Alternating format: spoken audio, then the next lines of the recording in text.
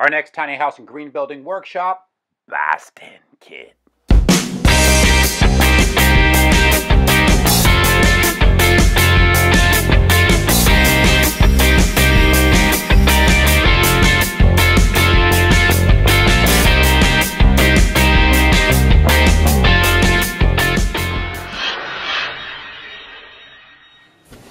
Alright, this is a real-time video, kind of as part of the series, What the Heck is Deek Thinking?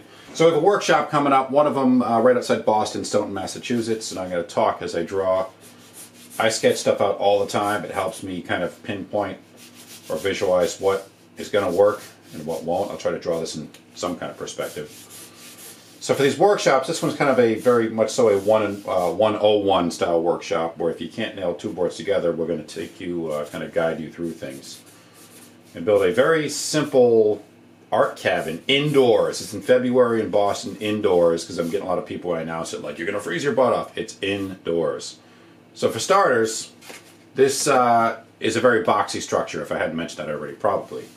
But we're going to take something that's very simple and teach you a lot of framing skills, roofing. We're also going to show you how to do a bird mouth notch with the, this won't be it, but this would be the gable style roof. We'll teach you how to build those notches as well. We'll do some shingling, simple framing, sheathing, plunge cuts, miter saw work, all the stuff you're really going to need to get started with projects, building a cabin.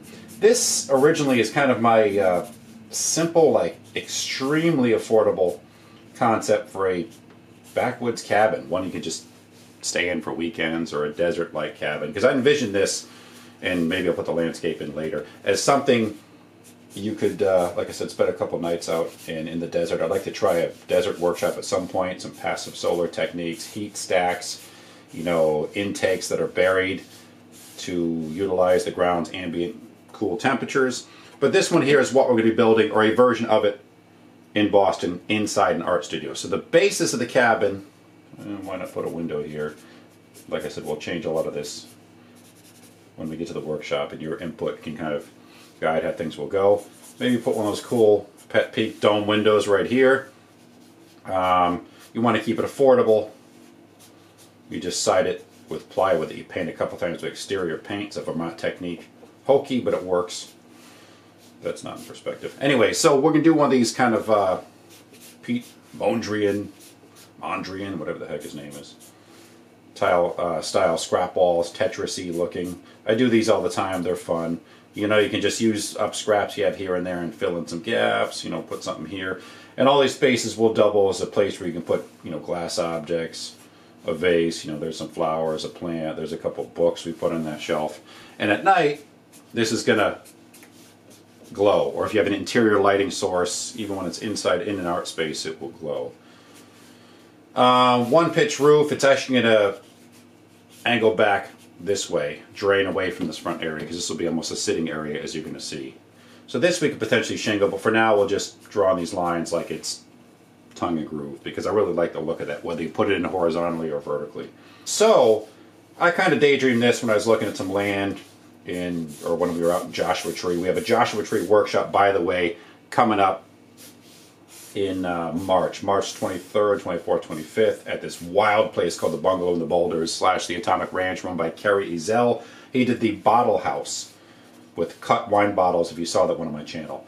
So out in the desert, and this is going to work in a Boston workshop too, but a lot of times out there they build these wind walls simply because in these really flat, arid areas, the wind picks up a lot of the sand, blows it around, and you need a break. Oftentimes more than one, but I want to put one in here. So we'll take that X denotes that I'm cutting this out. The board we're going to take out of here, that we're going to sheet this with, let's say, 3/4 inch ply, is going to then be built into an outdoor shelf, or almost like a little bar area we can put stuff.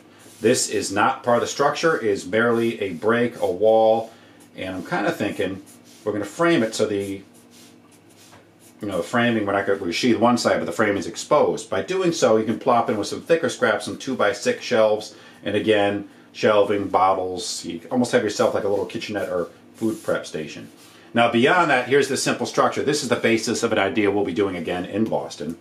We're only taking 16 students, so you might want to move your butt. And we'll talk about the design principles of some of this, and like I said, some of the builds change while we build them. You can argue your case as for better design, or sometimes I just change my mind. Now I kind of felt we could put in a cool little, if this were in the desert, deck here as well, just in case. Deck. Boom. Alright, this deck here would provide for a small seating area, as inefficient as a triangular space deck is, but down below here it's almost a staging or propped up area, less sandy, in theory, where you'd have a fire roaring, maybe a couple, you know, log seats, like so. Kind of tough to draw with a big fat marker. Another log seat here, so you can sit around the campfire with Mongo and eat beans. We all know how that ends. Dated reference, perhaps, who cares? So here, yeah, like I said, we're in the desert, so there's your little cactus. You know, there's the hills back there. There's the sun, or the setting sun, rising, I'm not sure. There's a snake. It's the world's worst snake. Squiggly line with a dot at the end. Looks like a Salvador Dali melting golf club. So you have this boxy-like structure, but by doing a project like this, not a full-out tiny house, but we can show you how to frame. We can bring a project to completion in just 2 days, which you won't do or come close to with a full-out tiny house, and talk about some of the systems. You know, I want to put some solar into something like this. We talked about passive heating and cooling. We'll talk about that at the Boston workshop as well. And if this were built in the desert, I just would love to. Let's see if I'm not going to destroy this, because I'm doing a lot of black over black. This right here, I'm losing my lines. It'd be cool to find some old, yeah, I kind of wrote it, like sun-bleached desert branch to span from here to the other point. This is 8 feet, this is 8 feet, this is approximately like 7 and change tall, and from it you can hang some dope and or fly candle lanterns, solar lamps, things like that. So if you can imagine, this is just me brainstorming, there's a couple branches, you know. At night, you have this asymmetrical branch with all these constellation-like candles hanging. It's going to look pretty cool. This deck here, you'd have to make out of pressure-treated lumber. The idea of this, too, is, you know, if you travel with this, you could prefab this all into 4x8 pieces, throw it in the back of a simple trailer, even one of those chintzy Harbor Freight style ones, and assemble it Lego style, prefab style, in the desert, in the woods, wherever. Metal roof perhaps, or you could do, you know, the Tough Tex roof, which I use quite frequently. That's what the front of this would be for now, unless I repurpose some screening. Not screening, some sliders, excuse me. You know, some like sliding doors. You can statically mount them, put some glass walls in here to retain some more heat and coolness. But we'd have a water catchment system by way of a 55-gallon drum, you know, like a Voltaic from Brooklyn, perhaps one of their solar systems in here to charge your cell phones, for lights, things like that. Campfire to cook, out back. I see a lot of times in Joshua Tree you can build an outhouse-style compost toilet area that doesn't have to be roofed necessarily, because they don't get rain much out there. I don't know what the heck we'll call this thing. It will be built, I imagine, for like $1,000, maybe a little more than that. But a cool little getaway cabin you could probably build in 2 or 3 days. We'll call it the Desert Stormer. I will change that name because that's really not that cool. And you know what we need too? And this is always fun, I guess. Maybe not.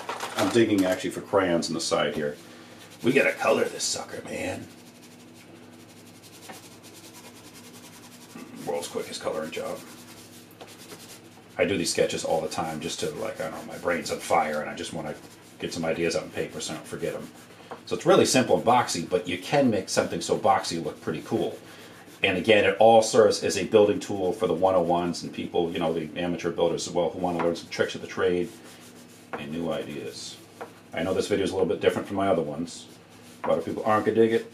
That's cool. Maybe paint this wall a different color, but for now, I'll give it a light hue of orange, because I like the orange. All of a sudden, I'm like mock French. Alright, just to give it some color there. So, cool little cabin. I would paint the inside some color that pops, so as it lights up at night, it just radiates like a teal or something really fun. And of course, happy little cloud over here. A couple birds, perhaps they're on the way migrating south. But there's the gist of it right there. The Desert Stormer. Probably not going to be called that. I want to make a plan set for something like this. I want to try it out first, though, at the Boston workshop, which is going to be Feb 17th and the 18th. Indoors, only 16 students. It's already a little bit full, like maybe a quarter to a half, so don't sleep on that. And potentially down the road on some land I have in New Mexico to try something like this out. The shell initially, then take it from there so as to insulate it better. Alright, just thought I'd share some ideas, what's going on in my head as of lately, and 50 other things. Again, I'm Deek. Please subscribe. We have tons of tiny house tours on the way, and thanks for watching.